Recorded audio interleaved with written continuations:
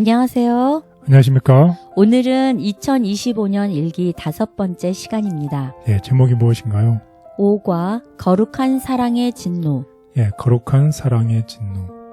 여기 보면 단어가 사랑이라는 단어가 있고 그 다음에 진노, 분노, 화 이런 단어가 있잖아요. 네. 어떻게 보면 이제 사랑과 진노는 서로 상반된 개념이잖아요. 네.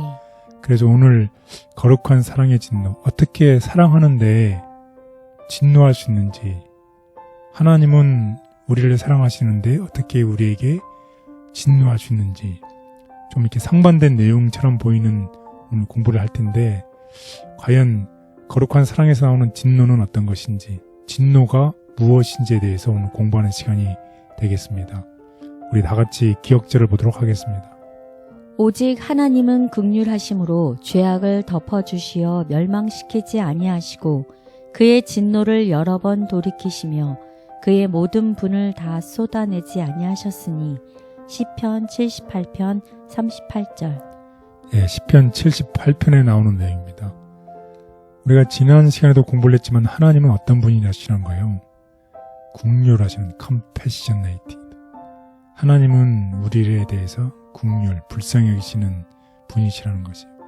그래서 우리의 죄악을 덮어주시고 우리를 멸망시키지 아니하시고, 그래서 우리가 아주 잘못된 길로 갔을 때에 그 잘못된 길에서 돌이키라고 여러 번 그렇게 말씀하셔서 그의 그 불의를 행하는 것에 대한 죄에 대해서 하나님의 그 진노를 어떻게 다 쏟아붓지 아니하셨으니 라는 그런 기억절을, 자비로운 기억절의 말씀을 이제 하고 있습니다.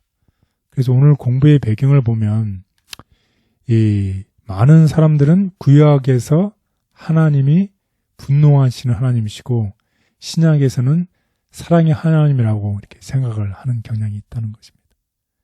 이 구약에서는 이렇게 많은 사람들 진멸하는 이야기가 나오잖아요. 또 신약에서는 사랑의 하나님이라고 생각하는 그런 경향이 있는데, 성경에 보면 야고보서에 보면 특별히 하나님은 어떠시다는 것이요. 변함도 없으시고 회전하는 그림자도 없으시니라. 이 말은 하나님은 한결같으시다는 말씀이시잖아요. 그러면 구약에서도 하나님의 사랑을 발견할 수가 있고 신약에서도 하나님의 이 신성한 진노, 분노를 발견할 수 있다는 것이에요. 그러면 사랑과 진노는, 하나님의 분노는 모두 다 하나님의 성품에 관련되어 있다는 것이. 그래서 우리가 알아야 될 것은, 그렇다고 하면 하나님의 진노는 무엇인가? 하나님의 진노는 하나님의 사랑과 관련이 있고, 그래서 하나님의 사랑에서 나온다는 것입니다. 그렇다고 하면 하나님의 진노는 무엇인가? 오늘 공부할 내용입니다.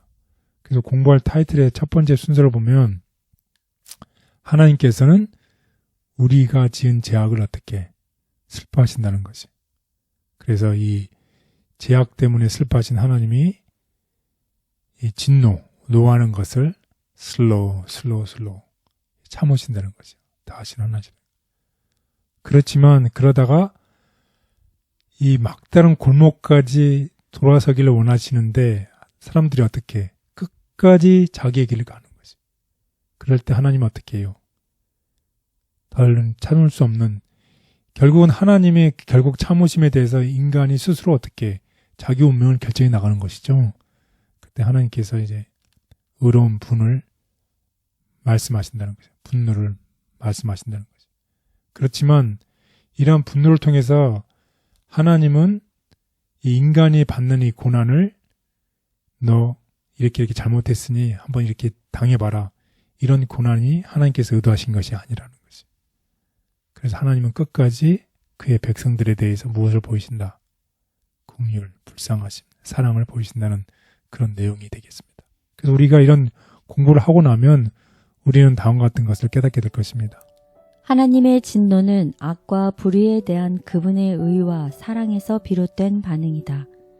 하나님은 자비하시지만 죄를 정당화하지 않으며 십자가를 통해 죄를 대속함으로 공의를 보이시며 용서하신다. 그분은 더 많은 이를 구원하기 위해 고통스럽지만 심판하시며 공의를 세우신다. 악이 사랑하는 사람을 해치기에 하나님은 진노하신다. 그분의 진노는 사랑의 다른 표현이며 피조물의 복락을 위하시는 사랑에 합당한 반응이다. 사람들에게 은혜의 기간을 허락하신다. 하나님의 관용은 매우 크다. 우리가 그의 거룩한 계명을 계속 모독한 사실을 생각해 보면 그 관용이 얼마나 큰가에 대해 놀라게 될 것이다. 전능하신 하나님께서는 당신 자신의 속성을 억제해 오셨다. 그러나 하나님께서는 십계명의 의로운 요구를 그처럼 당돌하게 부인하는 악인들을 형벌하시기 위해 분명히 일어나실 것이다. 하나님께서는 사람들에게 은혜의 기간을 허락하신다.